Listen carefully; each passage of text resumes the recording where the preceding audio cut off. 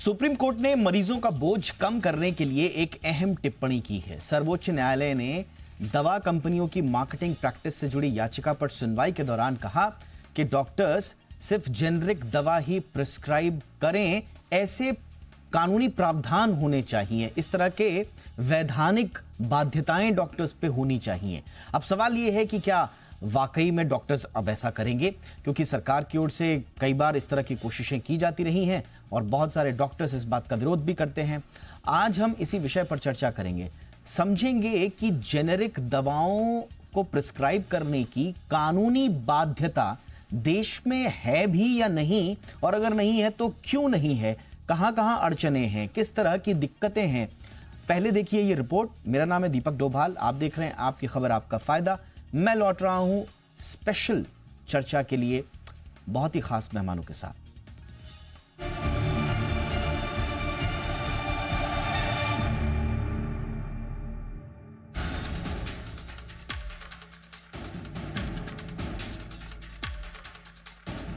Supreme court एक जनहित याचिका पर सुनवाई कर रहा है, जिसे मेडिकल्स और सेल्स रिप्रेजेंटेटिव्स की एक एसोसिएशन ने दायर किया है। इस याचिका में फार्मा कंपनियों द्वारा डॉक्टर्स को प्रभावित करने वाली मार्केटिंग गतिविधियों पर सख्त नियंत्रण की मांग की गई थी। सुनवाई के दौरान कोर्ट ने इस पर टिप्पणी करते हुए कहा कि डॉक्टर्स को केवल जेनरिक दवाइयां ही लिखनी चाहिए। भले ही ये टिप्पणी आदेश के रूप में अभी परिवर्तित न हुई हो, लेकिन ये दवा उद्योग के प्रभाव को कम करने और मरीजों के हित में इलाज को ज्यादा सुलभ बनाने की दिशा में अहम हो सकता है। जेनरिक दवाइयां ब्रांडेड दवाओं के ही जैसी होती हैं, उनमें भी वही सक्रिय घटक होते हैं जो ब्रांडेड दवाओं में होते हैं, और एक तरह से आप कह सकते हैं कि वो समान रूप से प्रभावी भी होनी चाहिए। लेकिन इनकी कीमतें काफी कम होती हैं, क्योंकि इन पर मार्केटिंग खर्च और पेटेंट लागत नहीं होती। भारत पहले से ही दुनिया में जेनरिक दवाओं का सबसे बड़ा उत्पादक देश है। ऐसा नहीं है कि इस पर देश में पहली बार बहस हो रही है। राष्ट्रीय चिकित्सा आयोग यानी कि एनएमसी पहले ही डॉक्टर्स को जेनरिक दवाएं लिखने का निर्देश दे चुकी है, लेकिन इंडियन मेडिकल एसोसिएशन ने उस वक्त इसका विरोध किया था। आईएमए का कहना था कि अगर सरकार जेनरिक दवाओं को बढ़ावा देना चाहती है तो फिर ब्रांडेड दवाओं को लाइसेंस ही क्यों देती है।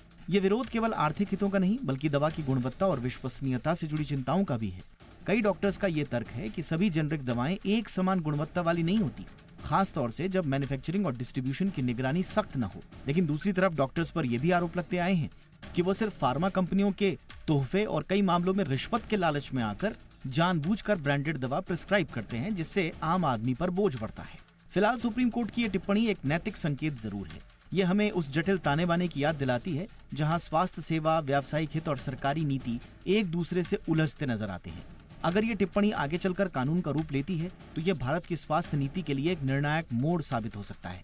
लेकिन उसके साथ साथ डॉक्टर्स की चिंताओं को भी ध्यान में रखना होगा, और वो इसलिए क्योंकि डॉक्टर्स का तर्क होता है कि ब्रांडेड दवाएं क्वालिटी मानकों में खरी होती हैं, सख्त परीक्षण से गुजरती हैं, ब्रांड पर बनी भरोसेमंद छवि के कारण डॉक्टर्स और मरीजों की इसीलिए ये पसंद बन जाती हैं।